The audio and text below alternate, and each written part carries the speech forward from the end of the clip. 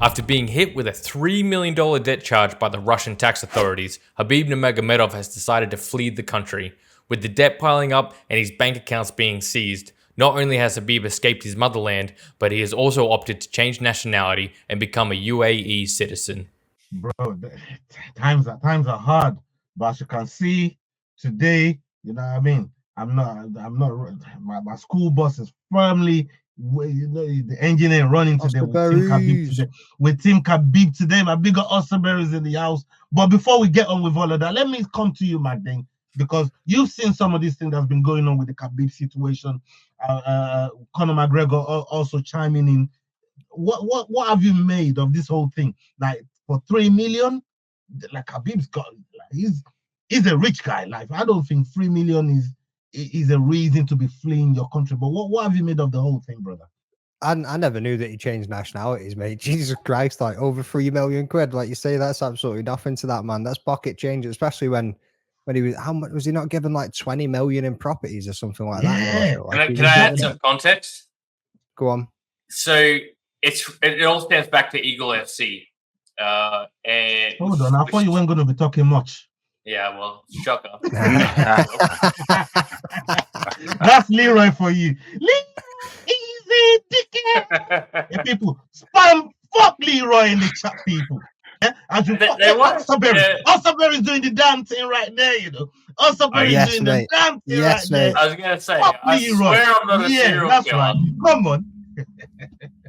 So it all stems back to Eagle FC, and I think that the 3 million is related to that venture in taxes, which obviously Eagle FC is more or less defunct now, so there's no money in it. So I don't know why he would pay. All he has to do, he doesn't fight anymore, so his training camps don't need to be held in Dagestan. I mean, unless he wants to go home, I mean, save $3 million and piss off to UAE where it's tax free. All your money is yours. Bob's your uncle, fun is your own. Yeah, I get it, but at the same time, can he go back to Russia, or is he going to get arrested? Like, probably arrested. But I think let's take a few steps back to what happened a few weeks ago with the incident that happened with someone from his gym. I think it might just be convenient timing to suddenly have a very large tax bill. These things, I hope I have not this. I'm still here. These things happen all the time. I think it's just convenient that just after that news, suddenly he's forced to flee because of taxes. Okay. Yeah, I mean, look, I'm going to come back to you. Maybe you can elaborate on some of the things that you just spoke about there. But when you look at this whole gym, this situation with the guy that you mentioned as well, I think he got killed. You know, as at the time that the thing happened. But when these guys went around blowing up synagogues, went around blowing up churches in Dagestan, like, you don't go around doing that without repercussion on the government looking into you. Now, one of these guys is come from Khabib's gym. Khabib said, listen, this guy spent couple months here. We don't really know the guy like that. He came here, spent couple months, had a couple fights, and he was gone. We ain't seen him since 2021. How's you, man, now knocking on my fucking door, raiding my fucking gym because some guy trained here? Like all the other guys that were here, he had nothing to do with that, right? And on top of that, when they raided his gym, the Russian government is now putting out a statement saying that gym is not the only gym. They're looking at all the gyms just for extremist elements in the gym. So it's not just his gym. They're making it out like they just raided Khabib's gym because obviously it's probably the most popular. It's the most popular Dagestani that's in Dagestan. Put it like that, as far as fighters go. So obviously his gym is going to be in the forefront, but they're looking at all gyms in and across Dagestan just for extremist elements. So, but this thing here with him fleeing fleeing Russia for 3 million, in a way, I'm thinking it's more sensationalism than maybe a real thing, because they're saying he doesn't even want to go back there, right? But is there a situation where, like, this guy was good with Putin? I don't know where the wires could have got crossed to the point where he couldn't pick up a phone to Putin and say, hey, your brethren, You gave me 20 million in property a couple months ago, or a couple years ago, whenever it is that I beat McGregor, and now they're chasing me for fucking taxes on them properties that you gave me, brethren. You know what I mean? Are you gonna do something about this? Are you gonna send an envelope? Are you gonna like, bro? Are you gonna make a phone call? Like, what are you gonna do? But where did the wires cross? Where Khabib can't even pick up a phone? You don't reckon Putin's a little busy right now to be dealing with one-on-one interactions? Yeah. He's hardly sitting down with the book in front of him, going, "Now who owns I've seen Putin rolling with King Jong-un. Yeah, I was about to say that. Putin's out there. Putin's out there having a little bromance with King Jong-un or whatever. I see them. I see them two brothers rolling around. You know what I mean? They're doing their thing. You know what I mean? Swapping seats in Rolls Royce on fucking racetracks and waving at each other at the window like this. Was that the most awkward hand wave you've ever seen in your life? Yeah. You know, but in the grand scheme of things, I don't think 3 million that's like a surface problem.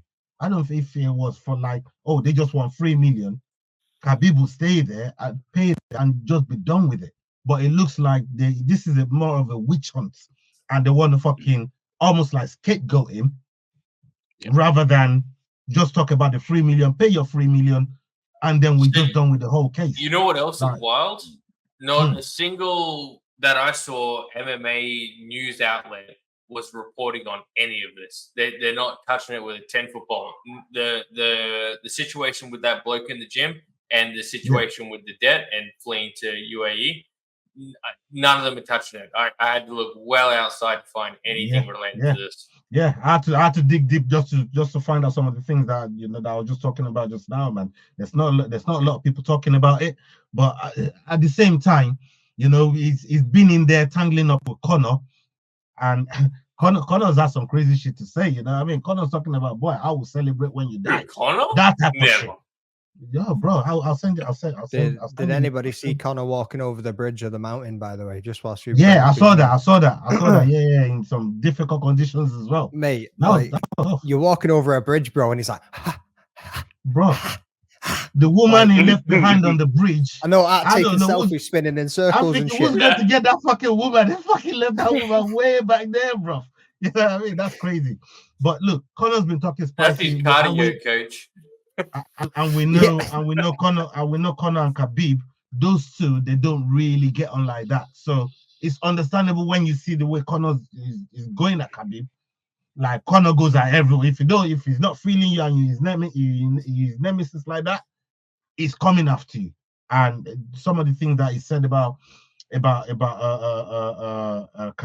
obviously, is rotten. But look, Conor crosses them fucking lines all the motherfucking time. So there ain't nothing new about that. It's like, bro, exactly. It's like saying Kobe crossing the line. Like, bro, what line? You know what I mean? Like, Kobe stomps on lines. Like, fucking, that's what he does. Give Kobe an 8 and they will stop on the Conor stomps his own lines too. You know what I mean? Yeah. Come on.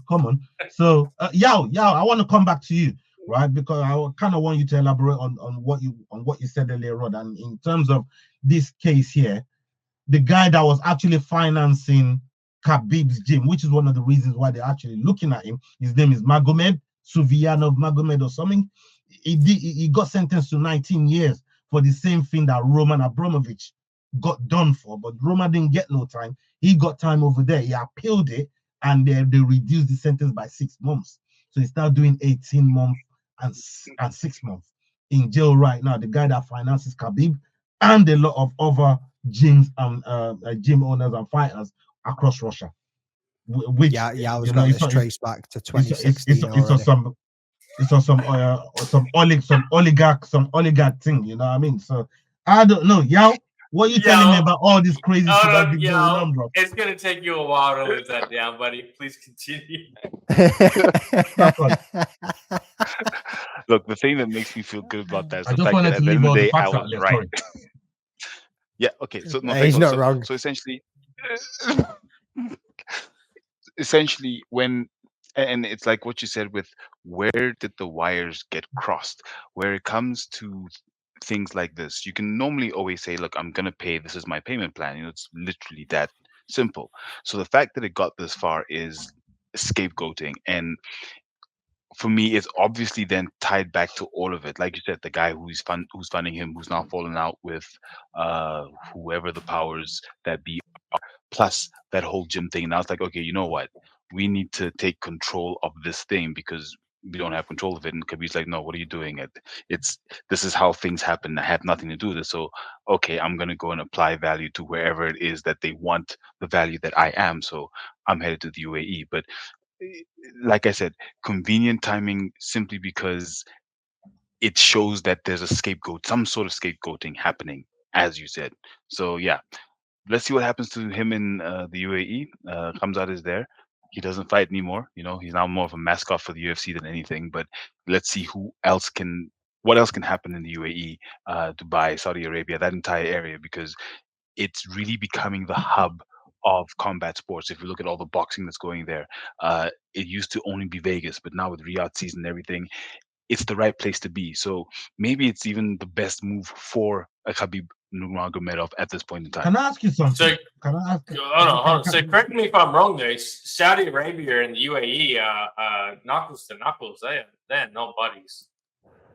Yes, but that just creates the regional, exactly, the regional competition, which means they'll be trying to, well, fucking have pissing contests of who can host better combat sports events. And that is only better for all of us because then there's more money that they're throwing at all these fighters, which then also helps fix the whole fighter pay. So them being at odds is actually at a benefit for something like MMA right now. Very true. Very right. true. So from what I heard, UAE, as you said, is a hub. But this is not just a hub for what you said it's a hub for. It's a hub for non-taxpayers as well. People that don't like to pay taxes. They like to be citizens of the UAE, just like Switzerland. You know, Lewis Hamilton's kind of done the same thing over here.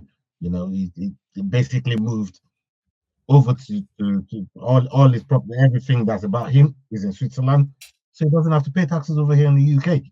So if UAE, obviously, we also know Dana White is also a citizen. He's now gotten his citizenship with UAE. You know, I'm not going to say is that man. Yeah. I'm not going to say that man don't pay his taxes. I'm not here to say that. You know what I mean? Pay some taxes. Yeah. Right. Business taxes. I told you, boys. See, when we were talking about Anthony Joshua last week and his fucking little charity, these men are not stupid. They know how to move money to make sure they're making money. Like, fuck me, man. Come on, this is the thing. It's not making money. It's just making. It's just. You don't understand what taxes spend money. You don't have to pay. Yeah. I went as far as saying rappers will go to strip clubs and the money they throw on them strippers are part of fucking tax write-off. They're claiming that motherfucker back. If you think they're just throwing dollars in the air for these strippers just because they love the strippers, you got something else coming. That's part of a fucking tax write-off. They're claiming that motherfucker back. That's what I do with my dollar bills. Yeah. You just can't claim them back because you don't make enough. You just throw them. Yo. Yeah, that shit's crazy, man. That shit's crazy. But look, on the Khabib situation, look, I hope everything gets resolved.